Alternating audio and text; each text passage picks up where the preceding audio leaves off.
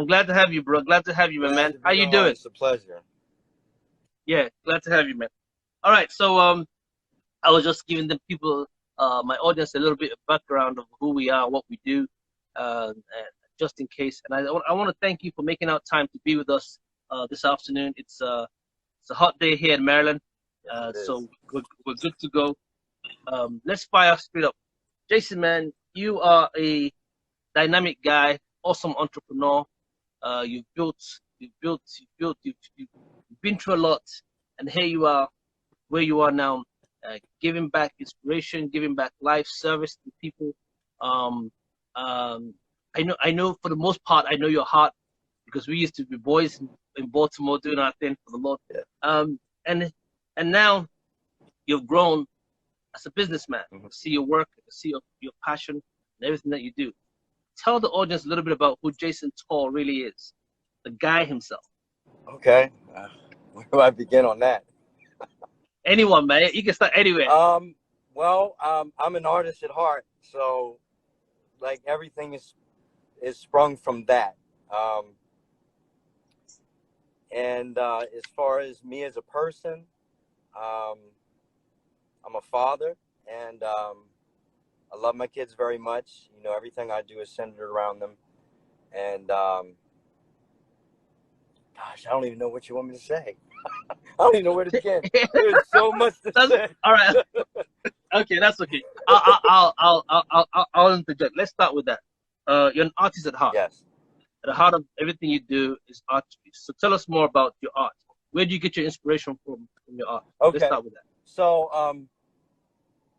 my art, I've been drawing and doing artwork since I was little, since I was a kid.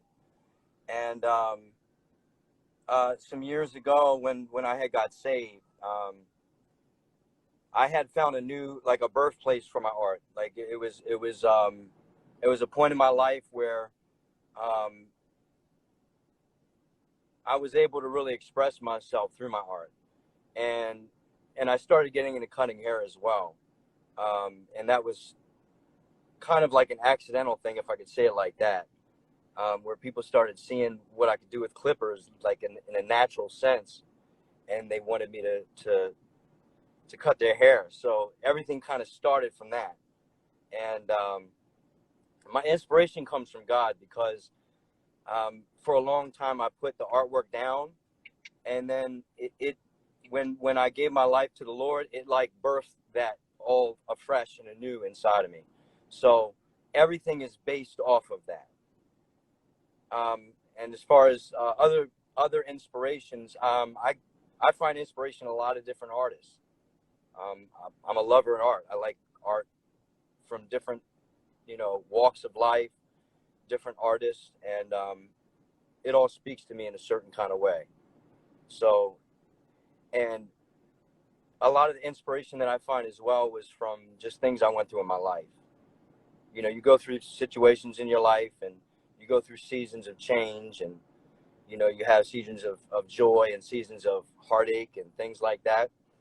And I think that a lot of the different things that I've done have been birthed from a place of just going through life experiences, and whatever I draw from, that kind of gets infused into what I do and then what I put out. So I find inspiration from a lot of different places. Awesome, awesome. I like what you said about life experiences.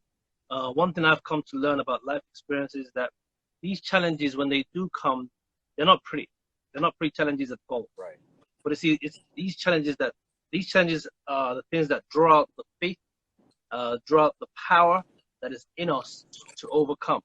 And then you begin to grow. You begin to grow from these life challenges. Right. You know, before when I was much younger, I used to try to avoid them or not deal with them, or handle them differently. But now I'm beginning to understand that these challenges are it's like resistance, working out. I Right. remember at one time, man, you were looking all buff, right? Mhm. You started pumping weights. So obviously you were spending time doing some heavy lifting, and it's in that heavy lifting that you find out that you have to do what you got to do to ensure. Excuse me, sorry. Yeah. It's in that heavy lifting that you find out that the muscles begin to come up. So people see you and they say, "Oh my God, man, look at his body, or look at her body. You know that she's spending time in the gym working out." That working out is the heavy lift, Right. and that's what the challenges of life do to every one of us. When they come, we think we can't overcome them. They might come in personal issues. They might come in financial issues. They might come in marital issues. They might come in family issues. They might even sometimes come out of sickness and and health issues, or just at work. People Right. just don't like you, and but those challenges keep get you going. And I know someone today, right, Mhm. who went back to school and became a doctorate in their field just because they were told they can't make it. I They think were that's pretty just good motivation right there. yes, right. You understand? So when people slam into the corner and say you can't make it, and then you got to bounce back. So I understand that. One of the things Let's talk that about you said just now about the wait, weights, and one thing that I've come to learn through everything is that, God is our spotter. You go to the gym and you lift the weights, yes, and it's like he won't put more weight on the bar than you're able to handle. It might be a real correct. tough push and it might stretch you real far, but Yeah, I've come to find out that the more you're stretched and the more that you endure, is he's building that resistance in you so that you can be able to overcome bigger things and harder things. So it's really funny that you said that, because I've noticed that in my own life, with the just circumstances and situations and, decisions that you make, whether they're poor or right, and you have to yes. learn from those things. And like for me, even my hardships, I think with the inspiration, they inspire me as well, because even though they're not fun to go through, like you said, they're necessary.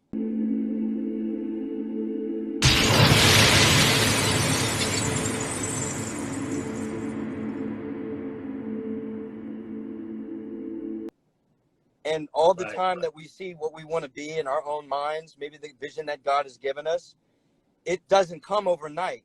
And it's like that working out in the gym, you have to consistently work at it over and over again. You've got to work on what you put in your body so that you can be able to perform better. There's all different areas that you have to look out and look at when you're going through these Your things. mind and Exactly. your mind, Right. You got to get your mind right. Right. You got to get your mind right. You got to get your heart right. That's Yep, right. yep, yep, yep. All that is awesome, bro. It's awesome. That's some great stuff. Yeah. Great stuff, man. Okay, cool. So um, you talked about that the primary inspiration comes from God, from you, and all that you do, which is very important for all of us and everyone listening. Now, let's talk about family. How do you relate to your kids? How do you find, and because we're going to talk about your business side, and we're going to talk about one or two other areas that I want to discuss with you. Mhm. But let's just talk about the family. How do you find balance between the business and the children? I'm still trying to master that. I've come a long way, though. I will say that, because at first it was So hard. I'm divorced, so I mean, it's the co-parenting thing and communication and being able to communicate with the parent, and then with the career. I find that it's like going through different seasons where things change. You have constant change, and you have to be able to adapt and be progressive. And like my daughter, my oldest, she's 13 now.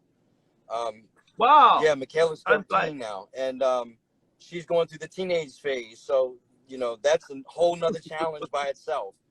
And being a Right, being a father, trying to be able to hear them.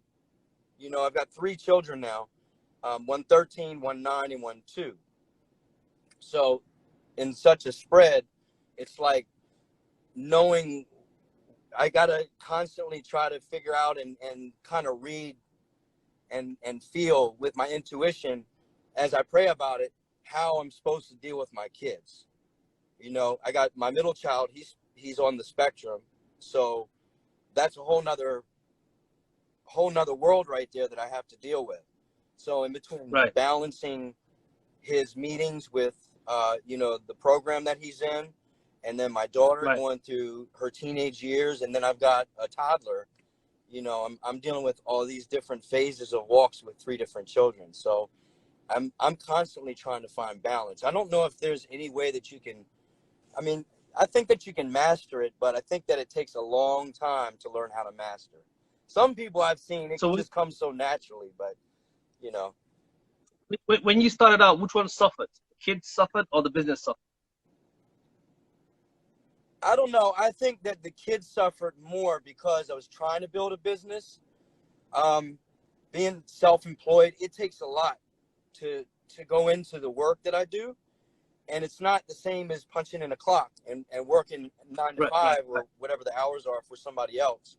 It takes so much more to try to build that up, and it's like you have to give so much focus in every area, and I think the whole thing, it all boils down to your timing on how you mitigate that time, how you prioritize your time with each component. Like my daughter and I haven't been spending as much time with her lately, but recently I said to her, I said we have to go somewhere together, her and I. And it's like things like that I notice make the difference in the relationship with me and my kids. So finding the Well, time and also being able to put the business aside sometimes and to know when what's important is what needs to be done right then and there. well, well, you're on the right path, man. I think you're doing the right thing. You're finding that balance, which of course we both agree as men, it's not the easiest thing to do, especially in different seasons of one's life. Building a business is a big challenge. Absolutely. Most people think, oh yeah, you get the freedom, you get the freedom. Um, it's easy when you're working for someone because there you go in and you go out. So I want to have financial freedom. I want to have freedom for my time. But what happens is that when you start your own business, you have no freedom because now you got to make sure that you're the one who's doing the CEO work. None. You're the one who, yeah, exactly. You're the janitor. You got to do You're the all the janitor. You're the work. CEO. You're the security guard. So you're everything, and then you find out, oh my God, I don't even have zero time. Maybe when I was working for someone, I had a little time for myself, but now I'm building this empire for myself or for those around me, and there's zero time in it. But at least God is faithful. His grace is always sufficient for us, Yeah. and I think that's gonna keep you going. So let's talk about the business itself now. Um, you've taken your gifts Mhm.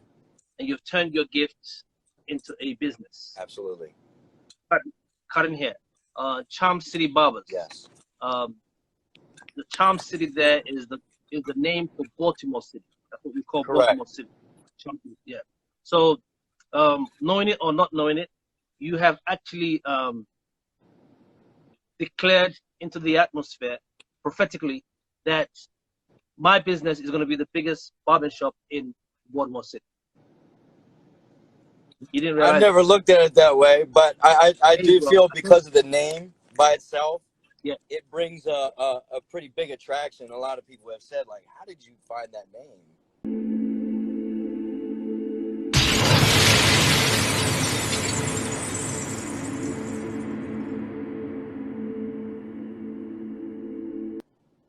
My Exactly. oldest Yeah, two it does. sons' mom, she's the one that came up with the name for me. I didn't come up Are with you that name. serious? Yeah, no joke. So So there you go. So prophetically, you've positioned yourself, knowing it or not knowing it, that you're going to be one of the biggest barbershops or chains of barbershops in the city. And I know it's going to expand and continue to grow. As you've grown with it, it's not just one, it's going to be multiple centers all over the city of Baltimore and maybe beyond, depending on what God has in mind for you. And that would be also a center where guys will come together or ladies will come together or people will come together to cut their hair, but a lot of conversation because the best conversations are always in the barbershop. they are. They are. You have all kinds of people who are coming in with all It's like issues. the So what is community the biggest? center, man. Everybody comes there. Everybody comes in there. That's right. Yeah. So that's where the biggest conversations always take place. Not in the church, but in the barber shop. Well, So to be like on point with it, I'm actually working out of a suite. I have one barber chair, and it well, allows me privacy with each of my clients that come in because it's one at a time. So I found that has allowed me some really good conversations with clients and just people that come past in the building. And right now I view it as like where I'm at right now is like a capsule or an incubator, and it's like this mhm. is one of the stepping stones of where God is going to eventually take it. So I believe. Yeah, it's I definitely a believe so. blessing. Yeah.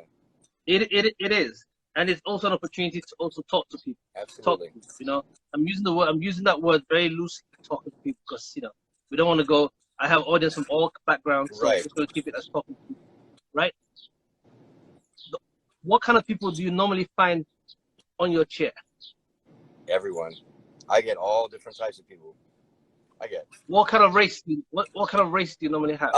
I would say a What's the highest? majority of my business is black. So Okay. I would say in the 90 percentile range, it's black. So I have Did you say 90%? close to it, and then close to 40% of my clients are women. Wow. Okay. And then I Wow. have another. I have clients that are from the Middle East.